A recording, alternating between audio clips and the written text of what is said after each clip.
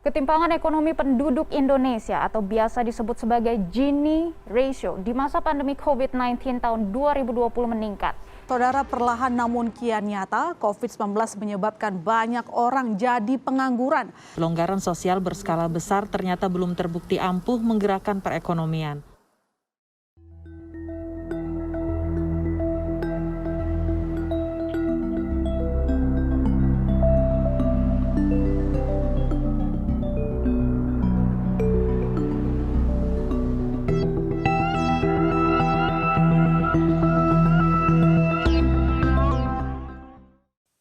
Perkenalkan, kami dari kelompok 4 Sejarah Pemikiran Ekonomi kelas AA yang beranggotakan Saya Tiara Rahelia.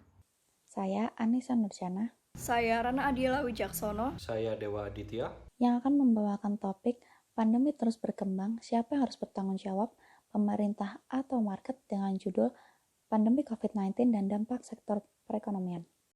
Manusia memiliki banyak kebutuhan di hidupnya, dan kebutuhan ini akan terus-menerus bertambah. Pendapatan atau penghasilan merupakan salah satu faktor yang mempengaruhi kegiatan konsumsi. Konsumsi akan selalu berubah seiring berubahnya tingkat penghasilan yang diterima. Semakin tinggi pendapatan atau penghasilan, akan semakin tinggi juga pengeluaran untuk konsumsi. Inilah yang biasa disebut konsumsi akan berbanding lurus dengan penghasilan. Indonesia telah mengalami pandemi COVID-19 sejak 2019. Pandemi COVID-19 ini masih belum terlihat tanda-tanda akan selesai. Pandemi COVID-19 memberikan banyak dampak di seluruh aspek kehidupan manusia. Salah satunya yaitu perekonomian.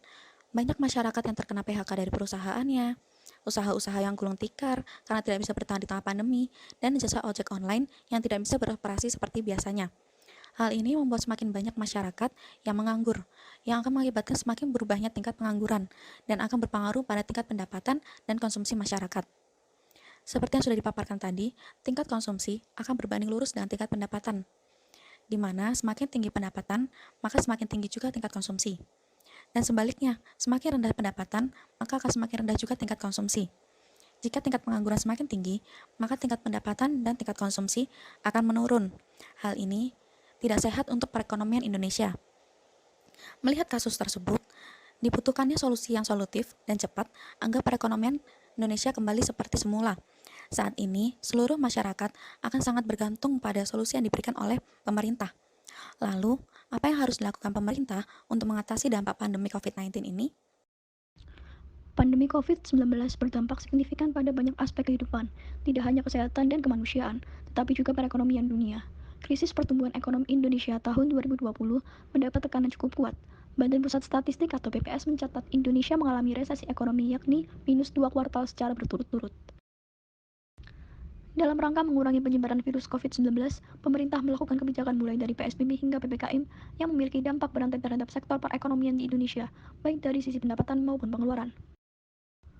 Pertama, pendapatan penduduk per kapita.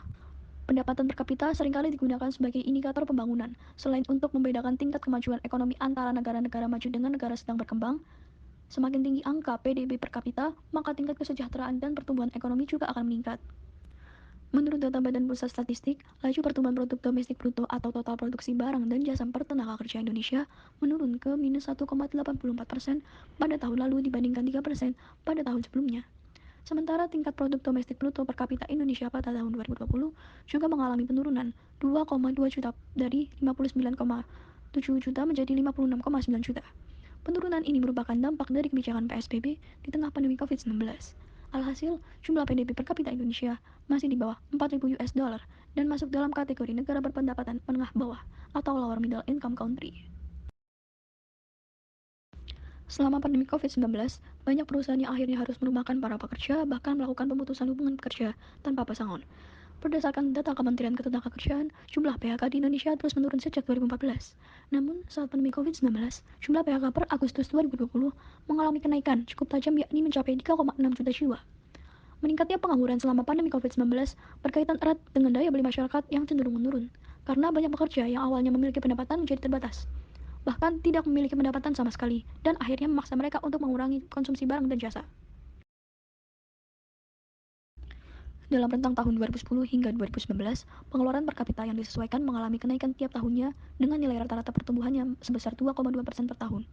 Namun adanya pandemi COVID-19 membuat rata-rata pertumbuhan selama periode 2010 hingga 2020 menurun menjadi 1,73% per tahunnya. Di tahun 2020, pengeluaran per kapita yang disesuaikan mengalami kontraksi hingga 2,53% dibandingkan tahun sebelumnya. Ketidakstabilan kondisi perekonomian akibat pandemi COVID-19 berdampak pada daya beli masyarakat yang semakin menurun. Dampak yang ditimbulkan dengan menurunnya daya beli masyarakat adalah menurunnya konsumsi rumah tangga, yakni mencapai minus 5,30. Bagaimana pandangan Keynes dalam menghadapi permasalahan ini? Dalam hipotesis siklus arus uang oleh Keynes, mengacu gagasan akan peningkatan belanja atau konsumsi akan berpengaruh terhadap perekonomian. Pada teori Keynes, konsumsi yang dilakukan oleh satu orang dalam perekonomian akan menjadi pendapatan untuk orang lain pada perekonomian yang sama. Sehingga apabila seseorang membelanjakan uangnya, ia akan membantu meningkatkan pendapatan orang lain. Ketika Great Depression melanda, masyarakat secara alami bereaksi dengan menahan belanja dan cenderung menimbun uang. Keynes menyebutkan hal ini justru mengakibatkan berhentinya siklus perputaran uang dan selanjutnya membuat perekonomian lumpuh. Berikutnya ada solusi kebijakan. Pemerintah menerapkan kebijakan pemulihan ekonomi nasional atau biasa disingkat PEN untuk mengatasi dampak negatif dari adanya pandemi COVID-19 di Indonesia. Salah satu kebijakan yang diambil oleh pemerintah adalah kebijakan yang terfokus untuk meningkatkan daya beli masyarakat melalui berbagai program kegiatan. Salah satu kebijakan yang diambil oleh pemerintah adalah kebijakan yang terfokus untuk meningkatkan daya beli masyarakat. Karena salah satu penggerak ekonomi nasional adalah adanya konsumsi dalam negeri. Maka pemerintah itu melaksanakan suatu kebijakan untuk meningkatkan daya beli masyarakat. Dengan meningkatnya daya beli masyarakat, maka semakin banyak pula konsumsi yang terjadi, sehingga perekonomian akan bergerak. Pada tahun 2020, pemerintah telah mengalokasikan dana sebesar 203,9 triliun sebagai dana perlindungan sosial melalui beberapa program kegiatan. Beberapa kegiatan yang mendapatkan alokasi dana tersebut antara lain seperti bantuan langsung tunai atau BLT, lalu ada kartu prakerja, pembebasan tarif listrik, dan bantuan sosial lainnya. Pemerintah perlu mengawasi kegiatan konsumsi selama pandemi supaya dapat memberikan efek berganda yang merupakan perluasan pengaruh akibat adanya suatu kegiatan perekonomian nasional dengan cara memfokuskan kegiatan konsumsi kepada produk dalam negeri serta meningkatkan produksi dalam negeri. Berdasarkan teori Keynes, pemerintah dapat melakukan intervensi di dalam pasar apabila dengan menerapkan dua kebijakan, yaitu kebijakan moneter dan kebijakan fiskal. Selain itu, terdapat teori permintaan agregat yang diukur sebagai jumlah pengeluaran rumah tangga, bisnis, dan pemerintah yang dapat menjadi kekuatan untuk mendorong perekonomian suatu negara. Teori ini beranggapan bahwa konsumsi yang dilakukan oleh seseorang akan menjadi pendapatan untuk orang lain pada suatu perekonomian yang sama. Dalam kata lain, apabila seseorang membelanjakan uangnya, ia membantu meningkatkan pendapatan orang lain. Siklus inilah yang terus berlanjut dan menjaga perekonomian berjalan secara normal. Oleh karena itu, pemerintah menerapkan kebijakan yang terfokus pada peningkatan daya beli masyarakat dengan tujuan untuk menstabilkan perekonomian. Yang berikutnya adalah kesimpulan. Pandemi COVID-19 menimbulkan banyak dampak negatif di berbagai sektor, khususnya sektor perekonomian. Dampak negatif tersebut muncul karena pandemi COVID-19 mengharuskan setiap kegiatan yang dilakukan masyarakat mengalami pembatasan, sehingga pemerintah menerapkan sistem PSBB pada awal pandemi COVID-19 untuk mengurangi tingkat mobilitas masyarakat, sehingga mampu untuk mengurangi penyebaran virus COVID-19. Dengan berkurangnya mobilitas masyarakat, maka kegiatan perekonomian pun akan semakin terbatas. Hal tersebut mengakibatkan banyak perusahaan yang melakukan PHK terhadap para karyawannya dan tidak sedikit pula perusahaan yang mengalami kebangkrutan, sehingga pendapatan setiap masyarakat akan berkurang dan konsumsi masyarakat pun akan berkurang. Tingkat pendapatan per kapita merupakan indikator penting bagi perekonomian suatu negara. Apabila tingkat pendapatan per kapita menurun, maka terjadi penurunan terhadap pertumbuhan ekonomi suatu negara. Hal inilah yang terjadi di Indonesia pada saat pandemi COVID-19 berlangsung.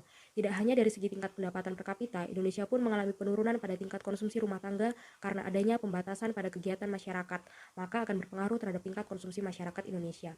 Pandangan Keynes menghadapi permasalahan ini dilihat dari teorinya, yaitu hipotesis siklus arus uang yang mengacu pada gagasan peningkatan konsumsi akan berpengaruh terhadap perekonomian. Jadi, konsumsi yang dilakukan oleh seseorang dalam perekonomian akan menjadi pendapatan untuk orang lain dalam perekonomian yang sama.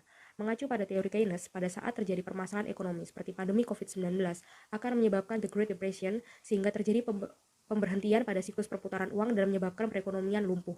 Menurut Keynes, pemerintah mampu untuk melakukan dua kebijakan, yaitu kebijakan moneter dan kebijakan fiskal, serta teori permintaan agregat yang mampu untuk mendorong perekonomian suatu negara. Melihat kedua permasalahan tersebut, pemerintah harus bergerak untuk membuat kebijakan agar perekonomian Indonesia bisa kembali membaik. Maka dibuatlah program pemulihan ekonomi nasional atau PEN. Dengan adanya PEN ini, maka diharapkan agar daya beli masyarakat bisa meningkat sehingga konsumsi rumah tangga juga bertambah. Maka perekonomian bisa membaik. Dalam program PEN ini, pemerintah juga mengalokasikan dana perlindungan sosial yang berupa bantuan langsung tunai, kartu prakerja, pembebasan tarif listrik, dan bantuan sosial. Selain itu, pemerintah juga melakukan percepatan realisasi dalam APBN dan APBD, serta penjagaan nilai tukar rupiah melalui Bank Indonesia. Sekian pemaparan yang dapat kelompok 4 sampaikan. Mohon maaf apabila terdapat salah kata dan penjelasan yang kurang berkenan. Semoga pembahasan kali ini dapat bermanfaat bagi teman-teman yang menonton dan terus berkembang. Wassalamualaikum warahmatullahi wabarakatuh.